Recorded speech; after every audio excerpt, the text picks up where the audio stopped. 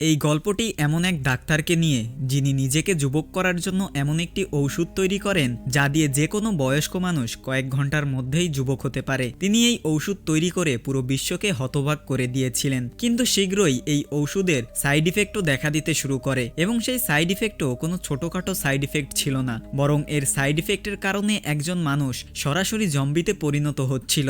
ধীরে ধীরে এই জম্বি ভাইরাস আশেপাশের সমস্ত এলাকায় ছড়িয়ে পড়ে। এখন এই এলাকার মানুষজন কিভাবে এই জম্বিদের হাত থেকে নিজেদের বাঁচাবে, চলুন জানা যাক আমাদের এই আজকের মুভি থেকে। গল্পের শুরুটা হয় একটি পরিবারকে দিয়ে। নাজ তার স্বামী রুট এবং ছেলেকে নিয়ে তার বাবার বাড়িতে যাচ্ছিল। রাস্তায় তার স্বামীর রুট তাকে বোঝায় যে সেখানে পৌঁছে যেন সে নিজের মেজাজ না হারায়, বরং একটু বুঝে শুনে কাজ করে। আসলে নাজ তার বাবার উপর ভীষণ রাগান্বিত ছিল, কারণ তার বাবা তার প্রিয় বন্ধু করিনাকে বিয়ে করেছিলেন। এই ব্যাপারটা নাজকে ভেতর থেকে পুরোপুরি ভেঙে দিয়েছিল। রুট তাকে বোঝাতে থাকে যে যদি তুমি বেশি রাগ দেখাও তবে তুমি কিছুই পাবে না, ওই মহিলা সবকিছু নিয়ে নেবে। আসলে নাজের বাবা একটি ফার্মাসিউটিক্যাল কোম্পানির মালিক ছিলেন এবং সম্প্রতি খবর পাওয়া গিয়েছিল যে তিনি একজন বিনিয়োগকারী খুঁজে পেয়েছেন যিনি তার কোম্পানিটি কিনতে চান। যদি এমনটা হয় তাহলে তাদের পুরো পরিবার ধনী হতে পারে। এইসব কথা বলতে বলতে তারা রুটের বাবার বাড়ির দিকে রওনা হয়। এরপরে গল্প অন্যদিকে মোড় নেয়। আমরা নাজের বাবাকে দেখতে পাই।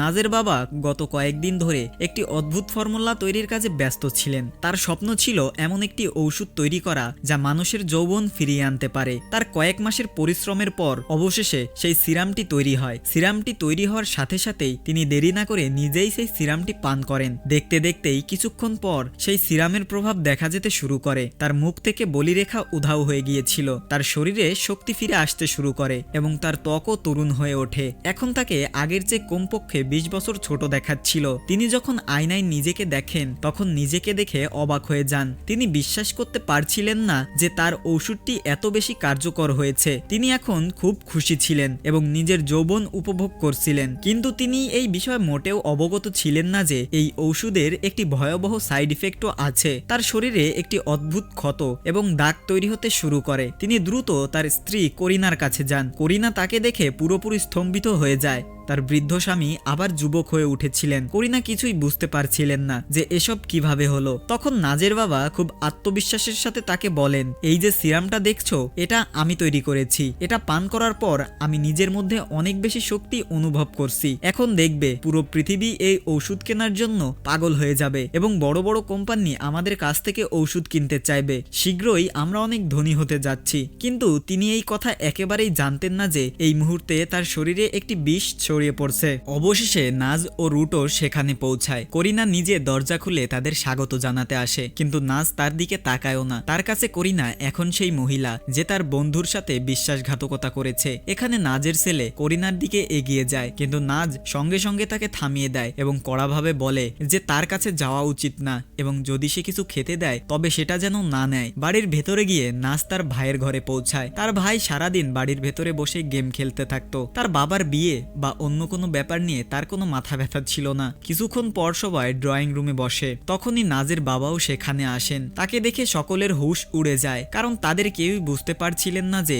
এত তাড়াতাড়ি তাদের বাবা কিভাবে যুবক হয়ে গেলেন। কিছু সময় আগে পর্যন্ত তিনি বৃদ্ধ ছিলেন। এত দ্রুত পরিবর্তন তাদের কারোরই বোধগম্য হচ্ছিল না। তাদের জিজ্ঞাসা সত্ত্বেও নাজের বাবা তাদের কিছুই বলেন না। উল্টো এখন তিনি তাদের সবাইকে বলেন যে তিনি আর তার কোম্পানি বিক্রি করবেন না। একথা শুনে সবাই খুব রাগান্বিত হয়, কারণ সবারই আশা ছিল যে কোম্পানি বিক্রি হবে এবং সেই ভাগ থেকে তারাও টাকা পাবে, যা দিয়ে তারা অনেক ধনী হবে। একথা জানার পর নাজের ভাই রাগ করে সেখান থেকে চলে যায়। নাজের বাবা সবাইকে বোঝান যে তিনি যে সিদ্ধান্ত নিয়েছেন তা কোনোভাবেই ভুল নয়। মানছি যে আমাদের কোম্পানি এখন লোকসানে আছে, কিন্তু আমি যা তৈরি করেছি তা দিয়ে ধীরে ধীরে আমাদের কোম্পানি বিশ্বের 1 নম্বর কোম্পানি হয়ে উঠবে। এখানে তিনি সবাইকে তার তৈরি করা সিরামটি দেখান, যার নাম তিনি দেন সিরাম অফ ইমমর্টালিটি। তিনি বলেন যে এই সিরাম যে কোনো বৃদ্ধ মানুষকে খুব তাড়াতাড়ি যুবক করে তুলতে পারে এবং যে বৃদ্ধ মানুষের মৃত্যু আসন্ন তার মৃত্যুও অনেকাংশে দূর হতে পারে। করিনা বলে, তুমি তো আমার সাথে অবসর নিয়ে আরামে জীবন কাটানোর প্রতিশ্রুতি দিয়েছিলে। কিন্তু তার স্বামী হেসে বলেন,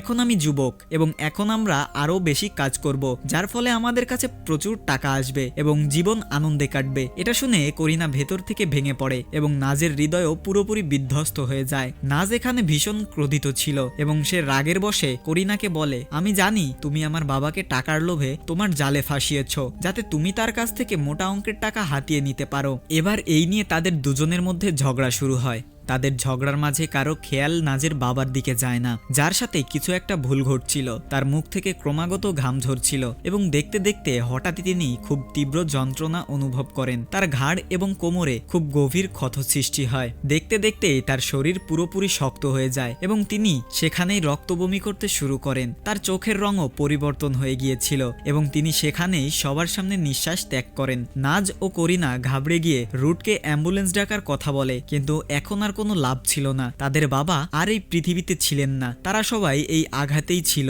ঠিক তখনই এমন কিছু ঘটে যে সবার হুঁশ উড়ে যায়। নাজের বাবা আবার দাঁড়িয়ে ওঠেন, কিন্তু এখন তিনি আর কোনো মানুষ ছিলেন না, তিনি একটি ভয়ানক জম্বিতে পরিণত হয়েছিলেন। তার চোখগুলো ভীষণ অদ্ভুত হয়ে গিয়েছিল এবং তার শরীরও আর কোনো সাধারণ মানুষের মতো ছিল না। তারা সবাই একথা ভেবে অবাক হচ্ছিল যে তাদের সাথে এসব কি হচ্ছে। ঠিক সেই মুহূর্তে তাদের চাকর, যে নিচ থেকে আওয়াজ শুনে এসেছিল, নাজের বাবা তার উপর ঝাঁপিয়ে পড়েন। তিনি সেই চাকরের ঘাড়ে খুব জোরে কামড় দেন এবং সেখানেই তাকে মেরে ফেলেন। এর পরপরই তিনি সেই বিনিয়োগকারীর উপরও হামলা করেন, যিনি এইমাত্র তাদের সাথে চুক্তি করতে এসেছিলেন। সেই বিনিয়োগকারী কোনোভাবে নিজেকে বাঁচাতে পারলেও নাজের বাবার মুখ থেকে বের হওয়া রক্ত তার মুখের ভেতরে চলে যায়, যার ফলে তিনিও ধীরে ধীরে জম্বিতে পরিণত হতে শুরু করেন। এর মাঝে নাজের বাবা তার ছেলে ব্যানকে আক্রমণ করে। ব্যান খুব ভয় পাচ্ছিল এবং তার কি করা উচিত তা সে বুঝতে পারছিল না। তার হাতে একটি ক্রসবো ছিল।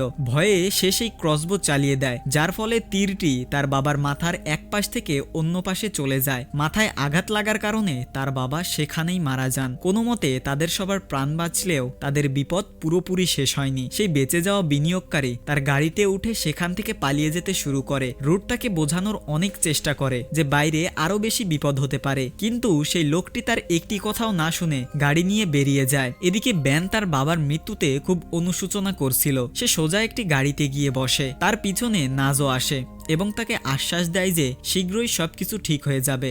ঘরের ভেতরে যে চাকরটিকে নাজের বাবা কামড়েছিল সেও এখন পুরোপুরি জম্বিতে পরিণত হয়। তারা সবাই কোনোভাবে তার হাত থেকে বাঁচার চেষ্টা করে। এর মধ্যেই সেই চাকরটি অন্য একজন চাকরানির উপর হামলা করে। প্রথমে সে তার হাতে কামড়ায়, এরপর তার ঘাড়ে কামড়ে তাকেও মেরে ফেলে। এখান থেকে দৃশ্য পরিবর্তন হয়। আমরা নাজ ও ব্যানকে দেখি, যারা গাড়িতে বসে একে অপরকে আশ্বাস দিচ্ছিল। ঠিক তখনই তারা তাদের পিছন থেকে কিছু অদ্ভুত আওয়াজ শুনতে পায়। তারা যখন পিছনে ফিরে দেখে, তখন একটি জম্বি মেয়ে অন্য একটি মেয়েকে আক্রমণ করে কামড়ে দিচ্ছে। এটা দেখে নাজ তাড়াতাড়ি গাড়ি থেকে নেমে সেটা চেক করতে যায়, কিন্তু তখন সেই জম্বি মেয়েটি নাজকে কামড়ানোর জন্য তার দিকে এগিয়ে আসতে শুরু করে। সেই মেয়েটি নাজকে কামড়ানোর আগেই বোনকে বাঁচানোর জন্য ব্যান তার গাড়িটি সোজা সেই জম্বিটির উপর চালিয়ে দেয়, যার ফলে তার অর্ধেক শরীর থেতলে যায়। কিন্তু অর্ধেক শরীর থেতলে যাওয়ার পরেও জম্বিটি তখনও জীবিত ছিল। এদিকে ঘরে করিনা, রুট তার ছেলে এবং একজন চাকরানি জীবিত ছিল। এই চারজন কোনোভাবে নিজেদের জীবন বাঁচানোর জন্য সেখান থেকে পালিয়ে যেতে শুরু করে। কিছুক্ষণ পর যখন নাজ তার ছেলেকে নিতে ঘরে ফেরে, তখন সে দেখে যে ঘর পুরোপুরি খালি আর বাইরে অর্ধেক তেতলে যাওয়া জম্বি মেয়েটি হামাগুড়ি দিয়ে তার পিছন দিকে আসছে। এদিকে অন্যদিকে আমরা সেই বিনিয়োগকারীকে দেখি, যিনি এখন পুরোপুরি জম্বিতে পরিণত হয়েছিলেন। তিনি গাড়ি চালাচ্ছিলেন, কিন্তু এখন তার গাড়ির উপর কোনো নিয়ন্ত্রণ ছিল না। তিনি তার গাড়ি নিয়ে একটি বিয়ে বাড়িতে ধাক্কা মারেন। এরপরে তিনি বিয়েতে উপস্থিত সবার উপর হামলা করেন এবং এক এক করে সবাইকে কামড়াতে শুরু করেন। ধীরে ধীরে বিয়েতে উপস্থিত বেশিরভাগ মানুষ জম্বিতে পরিণত হয়। এখানে চারপাশে অরাজকতার সৃষ্টি হয়। অন্যদিকে রুট তাদের সবাইকে নিয়ে একটি গাড়ির কাছে পৌঁছায়, কিন্তু সেই যে চাকরটি জম্বি হয়ে গিয়েছিল সে এখনো তাদের পিছু ছাড়েনি। সে এখানেও এসে তাদের উপর হামলা করে। করিনা কোনোভাবে সাহস দেখিয়ে গাড়িতে থাকা একটি যন্ত্র তুলে তার উপর মারে, কিন্তু এতে সেই জম্বিটির কিছুই হয় না। এবার হঠাৎই সেখানে বৃষ্টি শুরু হয়। আসলে এই জম্বিগুলো বৃষ্টিতে দুর্বল হতে শুরু করে। এবার এই সুযোগের সদ্ব্যবহার করে তারা সবাই সেখান থেকে পালিয়ে যায়। রাস্তায় রুট নাজের সাথে যোগাযোগ করার চেষ্টা করে এবং সে সফলও হয়। নাজ রুটকে জিজ্ঞাসা করে যে সেখানে সবাই ঠিক আছে কিনা। তখন রুট বলে যে হ্যাঁ, এখানে সবাই ঠিক আছে, আমরা কোনোভাবে নিজেদের প্রাণ বাঁচাচ্ছি। নাজ রুটকে জানায় যে কাছেই একটা নিরাপদ আশ্রয় আছে, তোমরা দ্রুত সেখানে পৌঁছে যাও, আমরাও সেখানে শীঘ্রই পৌঁছে যাব। এই বলে তারা কলটি কেটে দেয়। এবার করিনা রুট এবং তার ছেলে দ্রুত সেখানে পৌঁছে যায়, কিন্তু যেই তারা সেই বাড়ির কাছে আসে তখনই তারা বুঝতে পারে যে এই পুরো এলাকাটা জম্বিরা ঘিরে রেখেছে।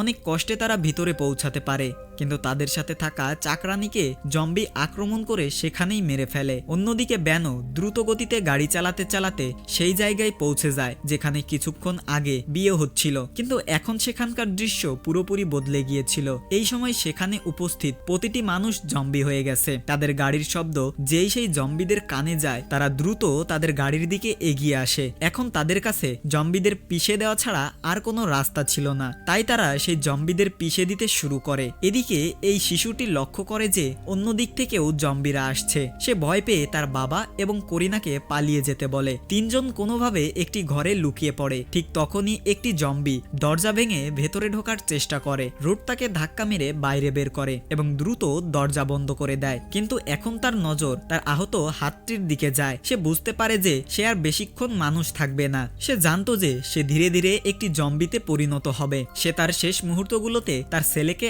আলিঙ্গন করে এবং বলে নিজের মায়ের খেয়াল রেখো। একথা বলার সাথে সাথেই তার অবস্থারও অবনতি হতে শুরু করে। তার চোখগুলো ভয়ঙ্কর হয়ে ওঠে, শরীরে ছিদ্র তৈরি হতে শুরু করে এবং তার পুরো শরীর কাঁপতে থাকে। দেখতে দেখতেই সে কিছুক্ষণের মধ্যে পুরোপুরি জম্বিতে পরিণত হয়। সে এখানে তার নিজের ছেলের উপরই হামলা করে। করিনা তাকে বাঁচানোর জন্য একটি লোহার রড তুলে তার উপর হামলা করে। সেই রডটি রুটের শরীরে ঢুকে যায়, যার ফলে সে একেবারেই নড়তে পারছিল না। এই সুযোগের সদ্ব্যবহার করে করিনা দ্রুত দরজা বন্ধ করে এবং রুটের ছেলেকে নিয়ে সেখান থেকে পালিয়ে যায়। অন্যদিকে নাজ ও ব্যান যারা গাড়িতে বসেছিল তাদের গাড়ি বন্ধ হয়ে যায়। এই কারণে তারা দুজনেই হেঁটে পালাতে বাধ্য হয়। তারা বাঁচার জন্য কাছাকাছি একটি পুলিশ স্টেশনে পৌঁছায়। ভেতরে পৌঁছানোর পর নাজ ও ব্যান সেখানকার পুলিশদের পুরো ঘটনা জানায় যে কিভাবে আশেপাশের এলাকায় পুরোপুরি জম্বি ভাইরাস ছড়িয়ে পড়েছে, কিন্তু এখানকার পুলিশ অফিসাররা তাদের কথা একদমই বিশ্বাস করে না। অগত্যা ইন্সপেক্টর একজন অফিসারকে বাইরে চেক করার জন্য পাঠান।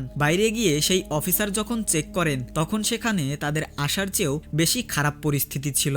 জম্বিরা ভয়ানকভাবে একজন আরেকজনকে মারতে উদ্যত ছিল। এই পুলিশ অফিসাররা জম্বিদের নিয়ন্ত্রণ করতে তাদের উপর গুলি চালান, কিন্তু এই গুলিগুলির তাদের উপর কোনো প্রভাব পড়ে না।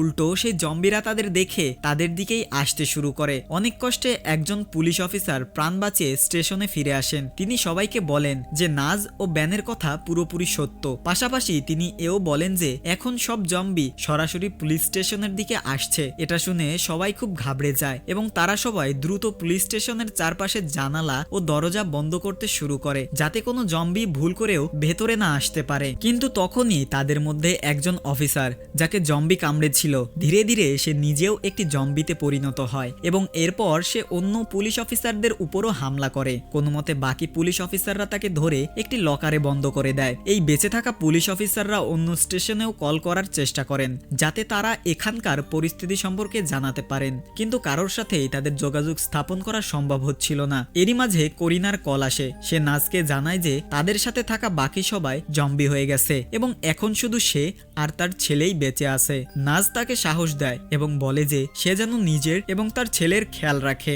এদিকে এই পুলিশ অফিসাররা পুলিশ স্টেশনের ছাদে উঠে বাইরের দৃশ্য দেখেন এবং তারা দেখতে পান যে এখন পুরো শহর জম্বিদের দখলে চলে গেছে। ইন্সপেক্টর ব্যান ও নাজের দিকে তাকিয়ে বলেন এখন আমাদের একসাথে মিলে এই জম্বিদের শেষ করতে হবে। এরপরে তারা সবাই নিজেদেরকে জম্বিদের থেকে বাঁচানোর প্রস্তুতি নিতে শুরু করে। তারা বুলেট প্রুফ জ্যাকেট, মাস্ক এবং কিছু নিরাপত্তা সামগ্রী পরে। এরপরে তারা তাদের যার যার অস্ত্র নেয় এবং তারপর বাইরের জম্বিদের মারার জন্য বেরিয়ে পড়ে। তাদের হাতে বড় বড় শটগান ছিল। তারা প্রথমে হাওয়ায় গুলি চালিয়ে বাকি সব জম্বিদের তাদের দিকে আকৃষ্ট করে, যাতে যত জম্বি আছে তারা এক জায়গায় জড়ো হয় এবং এরপরে তারা তাদের সবাইকে একসাথে মারতে পারে। কিন্তু তারা যেমনটা ভেবেছিল তেমনটা কিন্তু একেবারেই হয় না। তাদের গুলির শব্দ অনেক দূর দূর পর্যন্ত যাচ্ছিল, যার ফলে আশেপাশের দূর দূরান্তের যত জম্বি ছিল সেই সব জম্বি তাদের দিকেই আসতে শুরু করে। এখন তাদের পরিস্থিতি পুরোপুরি তাদের নিয়ন্ত্রণের বাইরে চলে গিয়েছিল। যে কোনো মুহূর্তে তারা মারা যেতে পারত,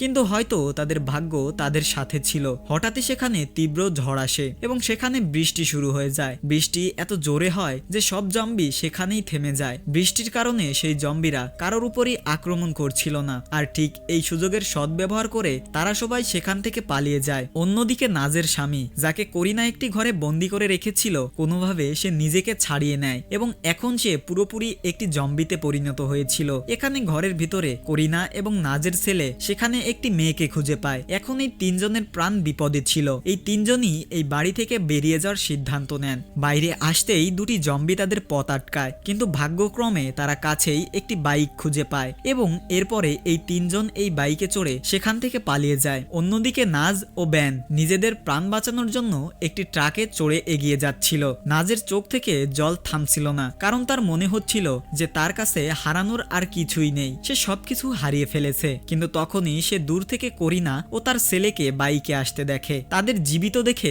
নাজ খুব খুশি হয়, কিন্তু যখন সে পিছনে তাকায় তখন সে দেখে যে জম্বিদের একটি বিশাল দল তাদের পিছু করছিল। তাদের বাঁচানোর জন্য নাজ সেই ট্রাকটি সেই জম্বিদের উপর দিয়ে চালিয়ে দেয় এবং সেই মুহূর্তেই অনেক জম্বি থেতলে গিয়ে সেখানেই মারা যায়। কিন্তু এখনো ধীরে ধীরে অনেক জম্বি ট্রাকের চারপাশে জমা হতে শুরু করে। এখন কিছুক্ষণের মধ্যেই দুর্ভাগ্যবশত তাদের ট্রাকের ব্রেক ফেল হয়। ব্যান সঙ্গে সঙ্গে পুলিশ স্টেশনে থাকা পুলিশ অফিসারকে কল করে এবং জানায় যে বাইরের পরিস্থিতি খুব খারাপ এবং এখন তারা সবাই তাদের প্রাণ বাঁচানোর জন্য পুলিশ স্টেশনের দিকেই আসছে। কিন্তু কথা বলতে বলতে ট্রাকের ভারসাম্য নষ্ট হয় এবং সেটি সোজা একটি বিল্ডিং এ গিয়ে ধাক্কা মারে। এরপরে তারা সবাই অনেক কষ্টে সেই ট্রাক থেকে বাইরে আসে, কিন্তু এই ধাক্কায় ব্যানের পা সেখানেই আটকে গিয়েছিল।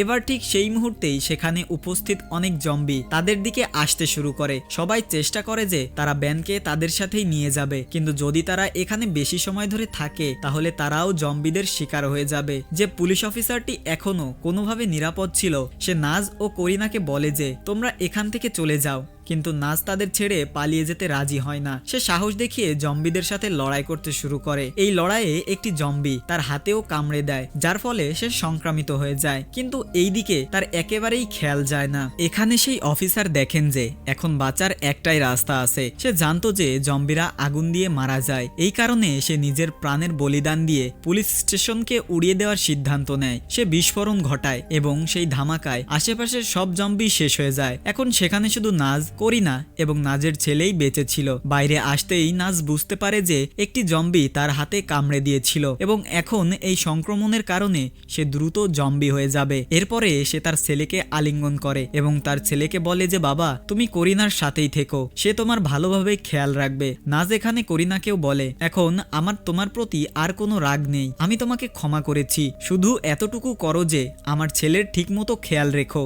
কথা বলে নাজ নিজেই নিজের উপর গুলি চালায়। এর কিছু সময় পর আমরা দেখতে পাই যে জম্বিদের পোড়া শরীর এদিক ওদিক ছড়িয়ে ছিটিয়ে আছে। এগুলো দেখে এমনটাই মনে হয় যে আপাতত জম্বি ভাইরাস এখন মানুষকে ছেড়ে দিয়েছে, কিন্তু এটাই চিরতরে শেষ হয়নি। মুভির শেষে আমাদের একটি অন্য দেশের দৃশ্য দেখানো হয়, যেখানে আমরা নাজের বাবার পুরনো ব্যবসায়িক সঙ্গীকে দেখতে পাই, যার কাছেও সেই বিপর্যয় সৃষ্টিকারী জিনিসটি রয়েছে যেখান থেকে এই পুরো জম্বি ভাইরাস ছড়িয়েছিল। সে এখানে এই বোতলটি খোলে এবং পুরো ওষুধটি একেবারেই পান করে নেন। এখন এই জিনিসটি নিশ্চিত যে এই ভাইরাস এখন অন্য একটি দেশে ছড়িয়ে পড়তে চলেছে এবং এইরকম একটা দৃশ্য দেখানোর মাধ্যমেই আমাদের আজকের মুভিটি এখানেই শেষ হয়। তো মুভিটি আপনাদের কেমন লাগলো অবশ্যই কমেন্ট করে জানাতে পারেন এবং আপনারা যারা আমাদের চ্যানেলে এরকম জম্বি, সার্ভাইভাল এবং অন্যান্য সকল ধরনের মুভি দেখতে চান তারা অবশ্যই আমাদের চ্যানেলটি সাবস্ক্রাইব করে রাখতে পারেন।